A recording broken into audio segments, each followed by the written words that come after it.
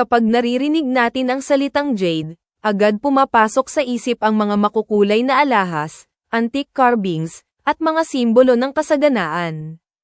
Pero bakit nga ba napakamahal ng jade?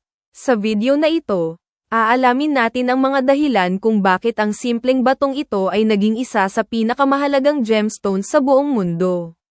Number 1, Cultural Value. Ang jade ay may napakalalim na kultural na kahulugan.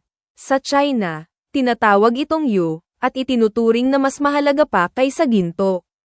Sa loob ng libu-libong taon, jade ang ginamit sa mga ritual, palasyo, at libingan ng emperador.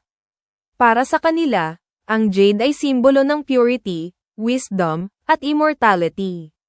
Kaya't hindi lang ito bato, ito ay bahagi ng kasaysayan at pananampalataya. Number 2, Rarity and Quality. Bihira ang mataas na kalidad na jade. May dalawang uri ng jade, ito ang jadeite at nephrite. Ang jadeite, lalo na ang tinatawag na imperial green, ay sobrang rare. Ang kulay nito ay matingkad na berde, translucent, at halos kumikislap sa liwanag. Dahil sa kakaibang kalidad na ito, ang presyo ng isang maliit na piraso ay maaaring umabot ng libo-libong dolyar. Ang nephrite naman ay mas common, pero ginagamit pa rin sa carvings at ornaments. Number 3, Craftsmanship. Ang jade ay mahirap hubugin. Isa itong napakatigas na bato, kaya't ang pag-ukit dito ay nangangailangan ng mahusay na craftsmanship at matinding pasensya. Ang mga artisan na gumagawa ng jade carvings ay gumagamit ng specialized tools at gumugugol ng maraming oras para makagawa ng isang obra. Ang labor at artistry na ito ay dagdag sa presyo. Number 4, Modern Demand.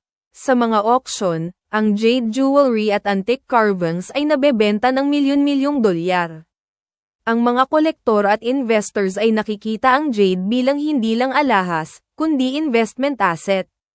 Sa social media, lalo na sa Asia, viral ang mga videos ng jade auctions at jade testing, na nagpapakita kung gaano kataas ang interes ng tao.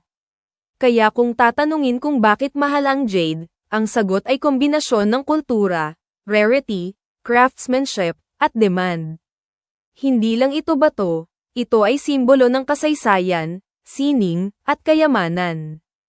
At sa bawat piraso ng jade, dala nito ang libu-libong taon ng tradisyon at ang kinang ng isang walang kapantay na hiyas.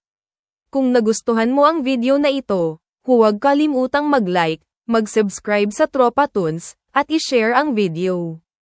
Hanggang sa muli, at thanks mga tropa!